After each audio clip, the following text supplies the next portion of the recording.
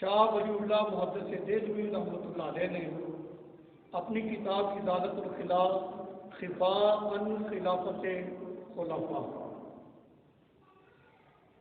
شاہ ولی اللہ محدث دہلوی اپنی کتاب میں لکھتے ہیں کہ مولا علی المرتضیٰ رضی اللہ تعالی عنہ کی ولادت باسعادت بیت اللہ شریف میں ہوئی، یعنی آپ بیت اللہ شریف کے اندر پیدا ہوئے ہیں، اور آپ نے یہ لکھا ہے کہ یہ بات تواتر سے ثابت ہے کہ آپ بیت اللہ شریف میں پیدا ہوئے۔ یہ اعزاز مولا علی پاک کا ہے کہ آپ بیت اللہ شریف میں پیدا ہوئے ہیں اور مسجد میں آپ نے شہادت پائی ہے۔ اس کا مطلب یہ ہے کہ جب امام الاولیاء جو ہیں وہ پیدا بیت اللہ شریف میں ہو رہے ہیں اور شہادت مسجد میں ہو رہی ہے، بھی ولی وہی ہو سکتا ہے تو مسجد کے ساتھ جڑا رہے، جس کی محبت مسجد کے ساتھ رہے، مسجد کے ساتھ وابستہ رہے، مسجد کو آباد رکھے، مسجد کی تعلیمات کو آباد رکھے، وہ اللہ کا ولی ہوتا ہے۔ مساجد سے دور رہنے والے اللہ کے ولی نہیں ہوتے ہیں۔ دوسری بات کہ آپ بیت اللہ شریف میں پیدا ہوئے، کہتے ہیں کہ دیکھو بیت اللہ شریف میں کیسے پیدا ہو گئے۔ آپ کی جو والدہ تھی جب وہ بیت اللہ شریف کے پاس پہنچی اور ان کو یہ محسوس ہوا کہ مولا علی المرتضیٰ رضی اللہ تعالیٰ یعنی میرے لگتے جگر کی ولادت ہونے والی ہے، اب وہ تو کوئی جگہ تھی نہیں، انہوں نے دعا کی کہ مولا ہم تیرے مہمان ہیں، عزت کو تحفظ فراہم کر، میری عزت کو تحفظ دے، مجھے بے آبرو ہونے سے بچاؤ۔ آپ کی والدہ کا یہ دعا کرنا تھا۔ عین ولادت کے وقت بیت اللہ شریف کی جو دیوار تھی وہ پھٹ گئی اور آپ جو ہے وہ بیت اللہ شریف کے اندر تشریف لے گئی اور بیت اللہ شریف میں آپ کی ولادت ہو گئی۔ خاص اس مسئلے میں اختلاف ہے، لیکن یہ بات تواتر کے ساتھ کیا شاہ ولی اللہ محدث دہلوی نے لکھا ہے کہ آپ بیت اللہ شریف میں ہی پیدا ہوئے ہیں۔ لوگ کہتے ہیں کہ نہیں وہ بیت اللہ شریف جو تھا یہ کوئی زچہ خانہ ہے جہاں بچوں کی پیدائش ہو، یہ کیا بات تم نے کر دی ہے؟ جب بچے کی پیدائش ہوتی ہے عورت ناپاک ہو جاتی ہے، بچہ بھی ناپاک ہوتا ہے، تو بیت اللہ شریف جو مسلمانوں کا مرکز ہے، جو اللہ کا گھر ہے، جس کی طرف منہ کر کے ہم عبادت کرتے ہیں، تو جب خاتون ناپاک ہو جاتی ہے، بچہ ناپاک ہوتا ہے، تو وہ بیت اللہ شریف کی وہ جگہ کیسے پاک رہ سکے گی؟ یہ تم کیا کہہ رہے ہو؟ انسان محبت کرے لیکن محبت میں اتنا آگے نہ جائے کہ یہی کہہ دے کہ وہ بیت اللہ شریف میں ولادت ہوئی، یہ اعتراض ہوتا ہے۔ لیکن اس طرح کے اعتراض وہی لوگ کرتے ہیں جو اللہ کے پیاروں کو اپنی ذات پر قیاس کرتے ہیں۔ جیسے ہم پیدا ہوتے ہیں، جو صورتحال سے ہماری مائیں گزری ہیں اور ہم تھے، بس اسی پہ قیاس کر کے وہ اس مسئلے میں پڑ جاتے ہیں، حالانکہ ایسا نہیں ہے۔ مولا علی المرتضیٰ رضی اللہ تعالیٰ عنہ کا کعبے میں پیدا ہونا یہ اسی لیے تھا، اللہ تعالیٰ نے اس لیے کیا تھا تاکہ پتہ چلے کہ عام لوگوں کا جو پیدا ہونا ہے اور مولا علی کا جو پیدا ہونا ہے یہ ایک جیسا نہیں ہے۔ پیدائش میں ہی فرق کر کے بتا دیا کہ یہ وہ میرا محبوب ترین بندہ ہے جو پیدائش میں تمہاری طرح نہیں ہے۔ آپ کی جب پیدائش ہوتی ہے نا تو آپ کی والدہ ناپاک نہیں ہوگی۔ سرکار اعلیٰ حضرت امام احمد رضا خان رحمۃ اللہ علیہ نے بڑا خوبصورت اس چیز کا نقشہ کھینچا ہے۔ آپ نے فرمایا کہ تیری نسل پاک میں ہے بچہ بچہ نور کا، تو ہے عین نور تیرا سب گھرانہ نور کا۔ تو لہذا یہ مولا علی پاک کی ولادت یہ اس طرح نہیں تھی جس طرح کہ عام لوگوں کی ولادت ہوتی ہے۔ یہاں پر ایک اور حکمت کہ آپ کا بیت اللہ شریف میں پیدا ہونا اور آپ کی والدہ کا بیت اللہ شریف کے اندر تشریف لے جانا، اس کا مطلب یہ ہے کہ اللہ نے مولا علی پاک کی والدہ کو بے آبرو نہیں ہونے دیا، عزت کو تحفظ بخشا ہے۔ یہاں سے یہ مسئلہ بھی ثابت ہو جاتا ہے عزتوں کا تحفظ کرنا یہ رب کی سنت ہے، یہ اللہ پاک کی سنت ہے کہ اللہ کی جو مخلوق ہے جن پر اللہ نے شریعت نے پردہ لاگو کی ہے ان کو تحفظ دینا، ان کی عزتوں کی حفاظت کرنا، یہ اللہ تعالیٰ کی سنت مبارکہ ہے۔ حضرت علی رضی اللہ تعالیٰ عنہ کی مبارک شان کا اندازہ اس بات سے بھی آپ لگائیں، کہتے ہیں کہ حضرت عثمان غنی رضی اللہ تعالیٰ عنہ کی جب شہادت ہوئی ہے، آپ کی شہادت کے بعد یہ علامہ تفتزانی رحمۃ اللہ علیہ نے اس بات کو لکھا ہے اپنی کتاب میں۔ علامہ تفتزانی رحمۃ اللہ علیہ فرماتے ہیں کہ جو شہید کرنے والے تھے حضرت عثمان غنی رضی اللہ تعالیٰ عنہ کو، وہ دو حصوں میں تقسیم ہو گئے۔ آدھے وہ لوگ حضرت علی المرتضیٰ رضی اللہ تعالیٰ عنہ کے ساتھ تھے، آدھے حضرت امیر معاویہ رضی اللہ تعالیٰ عنہ کے ساتھ ہو گئے تھے۔ اس وقت یہ بات چھڑ گئی تھی کہ اب خلیفہ کون مقرر ہوگا، کیونکہ حضرت عثمان غنی رضی اللہ تعالیٰ عنہ کی تو شہادت ہو گئی۔ اس حوالے سے ایک ضابطہ جو علامہ تفتزانی رحمۃ اللہ علیہ نے ذکر کیا ہے وہ میں آپ کے سامنے ذکر کرتا ہوں۔ آپ نے یہ ذکر کیا ہے کہ جب انتخاب ہوا نا حضرت عمر بن خطاب رضی اللہ تعالیٰ عنہ کے بعد خلیفے کا، تو دو نام آئے تھے سامنے شورا کے، ایک حضرت عثمان غنی، دوسرے مولا علی پاک رضی اللہ تعالیٰ عنہ۔ یہ دو نام ان کے سامنے آئے کہ ان میں سے کسی ایک کو خلیفہ بنایا جائے۔ شورا کا یہ فیصلہ تھا حضرت عمر بن خطاب رضی اللہ تعالیٰ عنہ کی شہادت کے بعد۔ اس کا مطلب یہ ہے کہ جب یہ دو نام آ گئے تو جس زاویے میں، جس صورت میں حضرت عثمان نہیں ہوں گے تو حضرت مولا علی المرتضیٰ رضی اللہ تعالیٰ عنہ خلیفہ ہیں، یہ تو شورا کا پہلے فیصلہ ہے۔ اب چونکہ حضرت عثمان غنی رضی اللہ تعالیٰ عنہ کی شہادت ہو گئی، اب نئی انتخاب کی تو کوئی ضرورت تھی نہیں۔ شورا کے فیصلے سے پہلے ہی حضرت مولا علی پاک رضی اللہ تعالیٰ عنہ خلیفہ مقرر ہو چکے۔ اب چونکہ حضرت امیر معاویہ رضی اللہ تعالیٰ عنہ خلیفہ تھے نہیں، تو اب یہ مطالبہ حضرت علی رضی اللہ تعالیٰ عنہ سے ہوا کہ جو قاتلین عثمان ہیں ان کو سزا دی جائے، جس کی بنیاد پر جنگ صفین ہوئی ہے اور جنگ جمل ہوئی ہے، اسی بنیاد پر ہی ہوئی تھی نا۔ بہرحال علی حق کے ساتھ ہے اور حق علی کے ساتھ ہے، جنگ صفین ہو یا جنگ جمل ہو، میں ان کی تفصیل میں نہیں جاتا کیونکہ میرا اب وہ موضوع نہیں ہے، لیکن دونوں جنگوں میں، جنگ صفین میں حضرت امیر معاویہ رضی اللہ تعالیٰ عنہ سے اجتہادی خطا ہوئی، مولا علی پاک رضی اللہ تعالیٰ عنہ حق پر تھے۔ جنگ جمل میں حضرت عائشہ رضی اللہ تعالیٰ عنہ سے اجتہادی خطا ہوئی ہے، لیکن مولا علی پاک رضی اللہ تعالیٰ عنہ اس جنگ میں حق پر تھے۔ وہ اجتہادی خطا جو ہوتی ہے یہ کوئی عیب نہیں ہے، یہ تو مجتہد کی ایک شان ہے، وصف ہے کہ وہ جب درست رائے کا انتخاب کرتا ہے تو ڈبل ثواب ملتا ہے۔ اگر اجتہادی خطا ہو بھی جائے تو پھر بھی اللہ تعالیٰ کی طرف سے اس کو ثواب ہوتا ہے، نہیں سنگل ہوتا ہے ثواب۔ تو یہ کوئی عیب والی بات نہیں ہوتی، یہ کوئی نقص نہیں ہے۔ بہرحال مولا علی پاک حق پر تھے۔ اب مطالبہ مولا علی پاک رضی اللہ تعالیٰ عنہ سے تھا کہ قاتلین عثمان کو آپ سزا دیں۔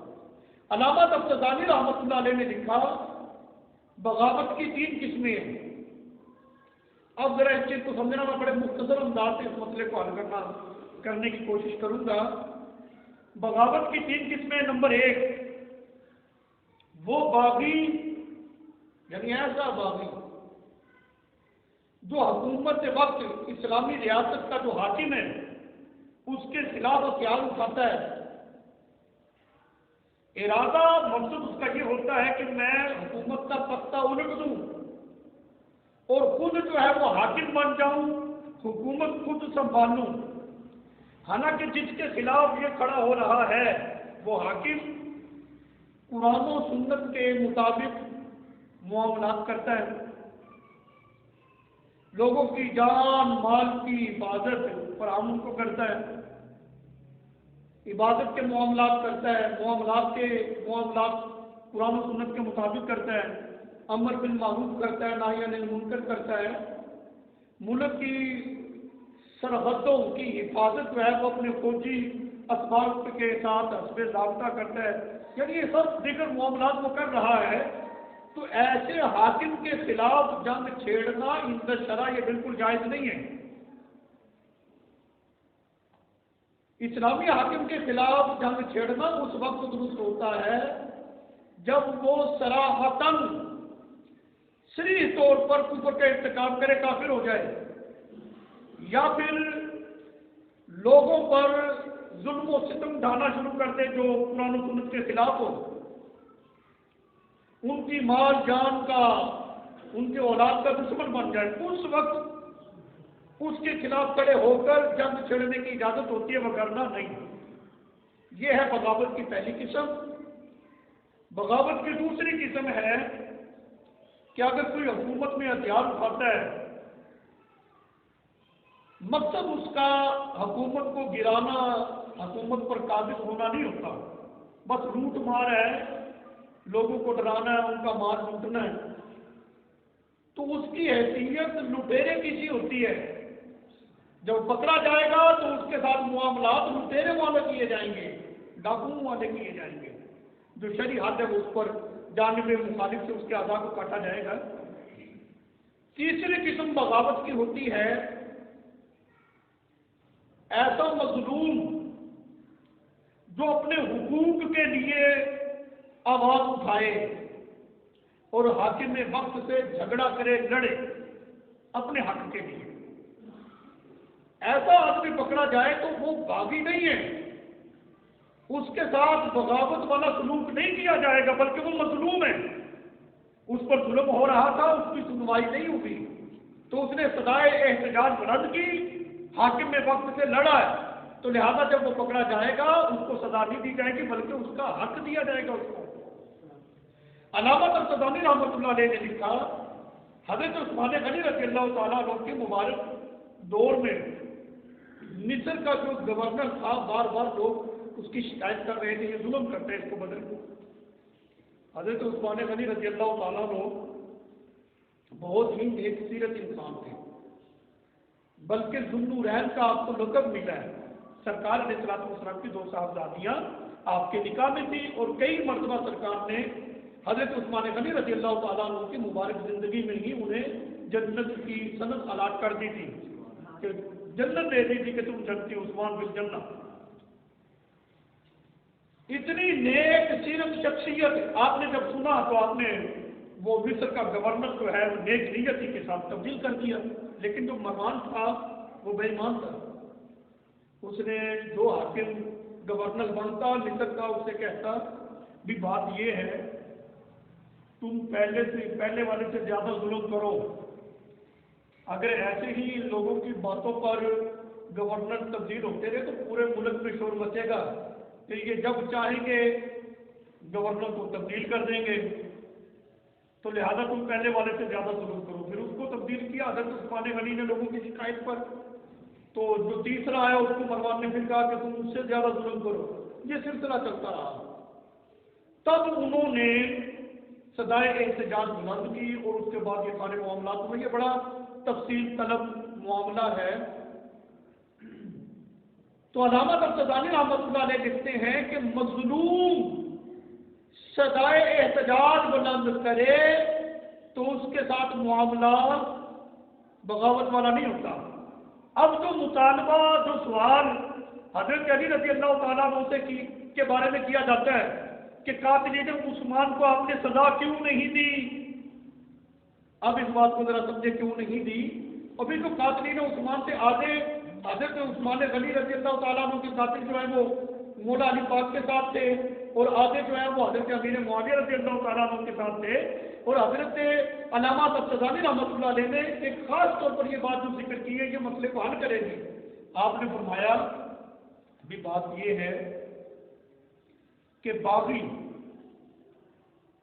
गिरफ्तारी से पहले तौबा कर ले और अपने आप को खुद सरेंडर कर दे तो उसके खिलाफ को हुक्म सादर नहीं किया जाएगा।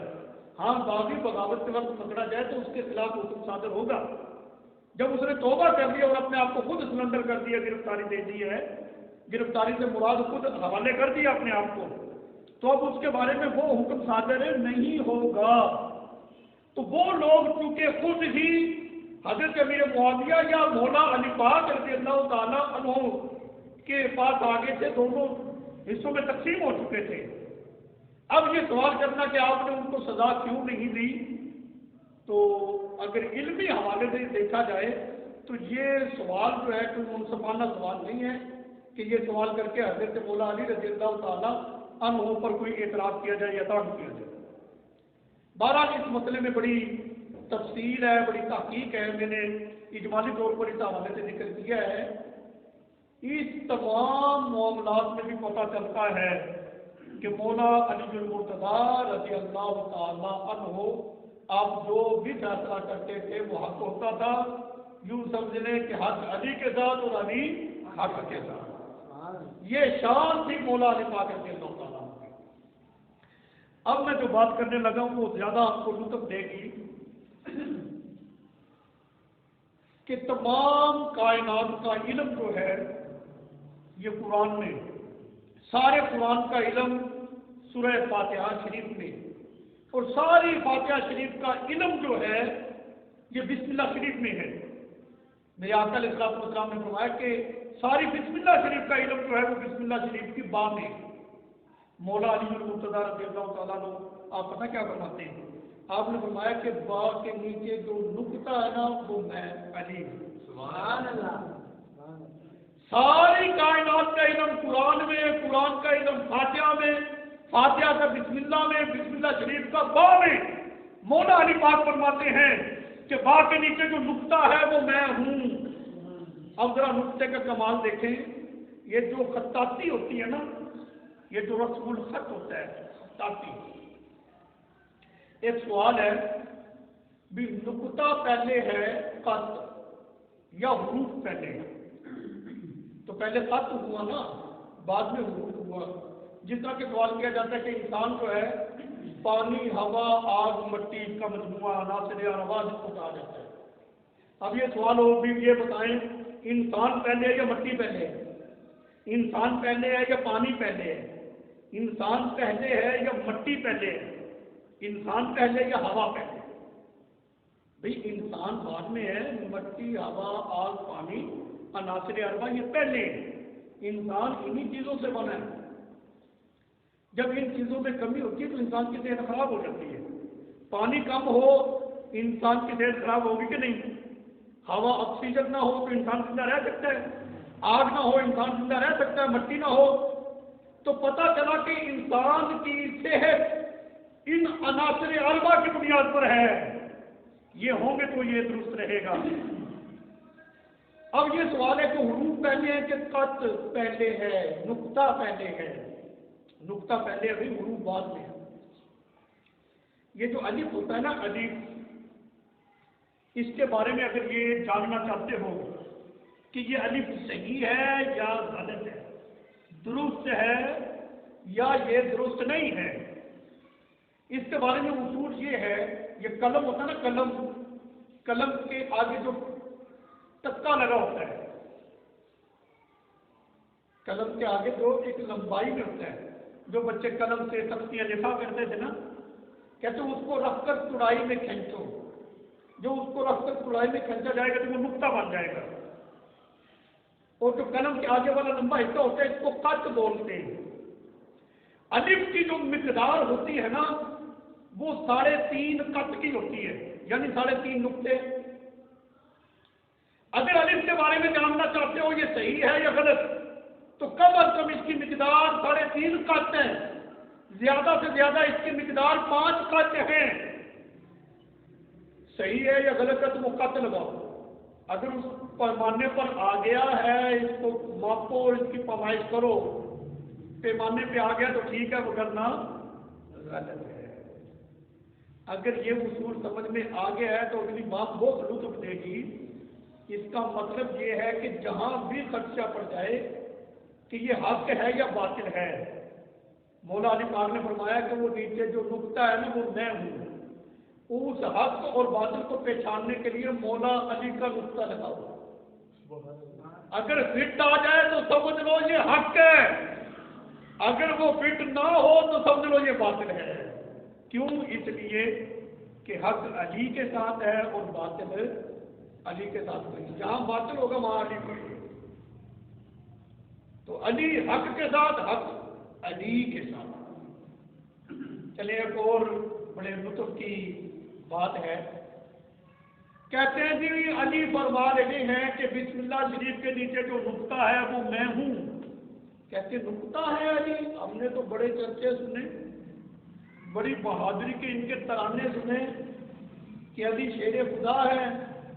نکلا نقطہ. نقطہ تو یہ ہے کہ انگلی کا ایک کوڑا اوپر رکھا جائے تو چھپ جاتا ہے. اور میں نے کہا تو نے اپنے حساب سے اس مسئلے کو دیکھا ہے. چلو جو بتا، یہ نقشہ نویس جو لوگ ہوتے ہیں نا، جو نقشے بناتے ہیں، انجینئر، نقشہ جیسے یہ مسجد بنی ہے تو اس کا پہلے نقشہ تیار ہوتا ہے، پھر اسی کے مطابق بنتا ہے نا. گھر بنتا ہے، اگر کوئی ٹون بنتا ہے تو اس کا نقشہ تیار ہوتا ہے. ملک ہوتا ہے تو اس کا بھی نقشہ ہوتا ہے، دنیا کا بھی نقشہ ہے. ایسا ہے نا. جب ایک نقشہ تیار ہوتا ہے اس میں ایک نقطہ ہوتا ہے. یہ کیا ہے جی؟ دنیا کے نقشے میں پاکستان ایک نقطہ ہے، پاکستان کے نقشے میں کراچی ایک نقطہ ہے، لاہور ایک نقطہ ہے، سائیوال ایک نقطہ ہے. ایسا ہوتا ہے نا. ہم نقشہ میں دیکھتے ہیں چھوٹا سا کاغذ کا ٹکڑا ہوتا ہے، جب تیار ہوتی ہے تو اتنی بڑی بلڈنگ تیار ہو جاتی ہے. دنیا کے نقشے میں ایک نقطہ پاکستان ہے، لیکن نقطے کے اندر کتنا کچھ ہے اور کتنا وسیع و عریض یہ زمین کا ٹکڑا ہے. میں کہتا ہوں جو تمہارا بنایا ہوا نقطہ ہے اس میں اتنی وسعت ہے کہ پورا پاکستان سما جائے. جو رب کا نقطہ ہے پھر اس کی کتنی شان ہوگی. علی فرما رہے ہیں جو با کے نیچے نقطہ ہے وہ میں علی ہوں. تو اس کا مطلب یہ ہے کہ یہ نقطہ ضرور ہے، لیکن یہ نقطہ وہ ہے کہ نبی پاک علیہ السلام نے اس کی تشریح کر دی. فرمایا انا مدینہ العلم و علی بابها، میں علم کا شہر ہوں اور علی اس کا دروازہ ہے. سرکار نے یہ لفظ تو نہیں کہا کہ میں ایک علم کا گھر ہوں، میں علم کا ایک قصبہ ہوں، میں علم کا ایک گاؤں ہوں، میں علم کا ایک دیہات ہوں. علی اس کا دروازہ، یہ تو نہیں کہا. کیا کہا؟ انا مدینہ العلم، میں علم کا شہر ہوں. کیوں؟ شہر کی تعریف یہ ہوتی ہے کہ جہاں سے ہر چیز میسر ہو، ہر چیز مل جائے. مطلب یہ ہے سرکار نے فرمایا کہ کائنات کے تمام علوم اللہ تعالیٰ نے میرے سینے پر نازل کر دیے ہیں، مجھے عطا کر دیے ہیں، اور علی اس کا دروازہ ہے. اگر کوئی علم کی خیرات لینا چاہتا ہے وہ پہلے علی کی چوکھٹ کو بوسہ دے، پھر جا کر اس کو علم کی خیرات ملے گی. با کے نیچے جو نقطہ ہے علی فرماتے ہیں میں وہ ہوں. اور یہ نقطہ پتہ کیا ہے؟ یہ سرکار علم کا شہر ہے اور وہ دروازہ مولا علی پاک ہے. اچھا یہ اس میں بھی بڑی حکمت ہے. مولا علی پاک کو دروازہ قرار دیا گیا. جو آدمی دروازے سے گھر آئے وہ مہمان ہوتا ہے، اس کی عزت و افزائی کی جاتی ہے. جو دروازے کو چھوڑ کر آنے کا کوئی اور راستہ تلاش کرے اور گھر میں داخل ہونے کی کوشش کرے اس کے ساتھ کیا کیا جاتا ہے آپ بخوبی سمجھتے ہیں. جو دیوار پھلانگے اس کی مرمت کی جاتی ہے، مہمان نوازی نہیں کی جاتی. مطلب یہ ہے رسول اللہ صلی اللہ علیہ وسلم نے اپنی امت کو ایک میسج اور ایک پیغام دیا ہے. اگر تم اپنے نبی کا قرب چاہتے ہو، علی کی محبت کو سینے میں رکھ کر آنا، پھر تمہیں اسلام عزت دے گا۔ اگر علی کو کراس کر کے دیوار پھلانگنے کی کوشش کرو گے تو پھر اسلام تمہاری مرمت کرے گا، عزت نہیں دے گا تمہیں۔ بہرحال جو شان، جو مقام مولا علی المرتضیٰ رضی اللہ تعالی عنہ کا ہے وہ کسی اور، ہر ایک کی شانیں ہیں، فضیلتیں ہیں، کمالات ہیں۔ ہم الحمدللہ اہل سنت ہیں، ہم سرکار علیہ الصلوۃ والسلام کے اصحاب کے بھی ماننے والے ہیں، رسول اللہ صلی اللہ علیہ وسلم کی اہل بیت سے بھی پیار کرنے والے ہیں۔ ہم کوئی پشتیاں کروانے والے لوگ نہیں ہیں۔ یہ ساری جو میں نے ذکر کی یہ فضیلتیں ہیں۔ افضلیت والا جو معاملہ ہوتا ہے نا، یہ ہماری کوئی ذمہ داری نہیں ہے کہ افضل کون ہے۔ یہ جو ترتیب ہے نا، ترتیب لگانے والوں نے لگا دی ہے کہ پہلے خلیفہ پر حق حضرت ابو بکر صدیق رضی اللہ تعالیٰ عنہ ہیں، دوسرے حضرت عمر بن خطاب رضی اللہ تعالیٰ عنہ ہیں، تیسرے حضرت عثمان غنی رضی اللہ تعالیٰ عنہ ہیں، چوتھے خلیفہ حضرت مولا علی مشکل کشا حضرت روا رضی اللہ تعالیٰ عنہ ہیں۔ اور یہ شانیں اللہ تعالیٰ نے اپنے پیارے حبیب علیہ الصلوۃ والسلام کے یاروں کو عطا کر رکھی۔ لیکن ٹائم ہو گیا، میں ایک آخری حدیث آپ کے سامنے ذکر کرنے لگا ہوں۔ حضرت مولا علی المرتضیٰ رضی اللہ تعالی عنہ، خیبر کا قلعہ فتح نہیں ہو رہا تھا، نبی پاک علیہ السلام نے فرمایا یہ خیبر کا قلعہ جو ہے میں یہ علم کل اس شخص کو دوں گا جس کے ہاتھ سے اللہ تعالیٰ خیبر کے قلعے کو فتح فرمائے گا، اور وہ ایسا خوش نصیب ہے جو اللہ رسول سے پیار کرتا ہے اور اللہ رسول اس سے پیار کرتا ہے۔ حضرت علی رضی اللہ تعالیٰ عنہ کی یہ خاصیت ہے کہ آپ محبوب بھی ہیں، محب بھی ہیں۔ سرکار نے فرمایا کہ وہ ایسا شخص ہے جو اللہ رسول سے پیار کرتا ہے، تو آپ وہ محب ہوئے، پیار کرنے والے، اور اللہ اور اس کا رسول بھی اس سے پیار کرتا ہے۔ یہ سند ہوئی کہ نہیں؟ ہمارا دعویٰ ہے ہم اللہ رسول سے پیار کرتے ہیں، محب ہیں، اللہ رسول ہم سے پیار کرتے ہیں، کیا سند ہے ہمارے پاس؟ لیکن مولا علی پاک رضی اللہ تعالیٰ عنہ کے پاس تو سند ہے نا، کہ سرکار علیہ الصلوۃ والسلام نے فرمایا کہ وہ ایسا شخص ہوگا کہ اللہ اور اس کا رسول بھی اس سے محبت کرتا ہے، پیار کرتا ہے۔ تو آپ محب بھی ہوئے، محبوب بھی ہوئے۔ سب کی خواہش تھی ہمیں مل جائے اتنا بڑا اعزاز، لیکن صبح ہوئی، علی کہاں ہے جی؟ اچوپے چشم، فرمایا کہ ان کو لے کر آؤ، آنکھوں میں تکلیفیں لے آؤ۔ نبی پاک علیہ الصلوۃ والسلام نے اپنا مبارک لعاب علی کی آنکھوں میں ڈالا۔ یہ سرکار کے لعاب کی برکت تھی۔ پھر علی کی آنکھ نے حق کو ہی دیکھا ہے اور باطل کو پہچانا ہے۔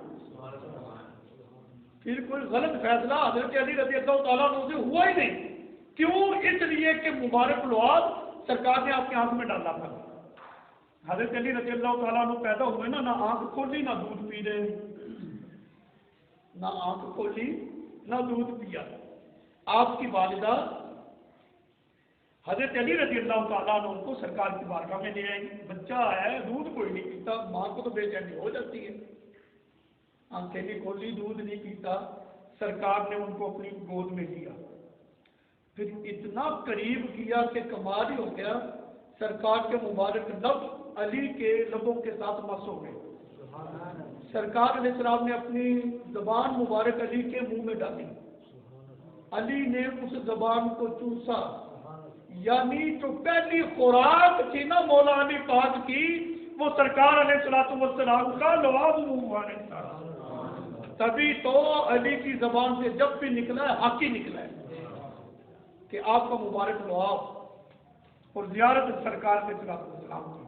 یار کمال نہیں ہوگی، گود میں بچہ ہے، کس نے بتا دیا تھا کہ پہلے تم نے سرکار کے بعد دعا والے مکڑے کو ہی دیکھنا ہے اور گھٹی سرکار کے مبارک لعاب کو لینا ہے اور حضور کی زبان کو چوسنا ہے۔ اس لیے ان مقدس ہستیوں کو اپنے اوپر قیاس نہیں کرنا چاہیے۔ سب سے بڑی حماقت یہ ہے کہ ہم خطا اس وقت کرتے جب اپنے اوپر قیاس کرتے ہیں. خانہ کعبہ میں علی پیدا ہو گئے, اللہ کا کر رہا ہے, کوئی بچہ خانہ ہے اور دیکھا اپنے اوپر قیاس نہ کر.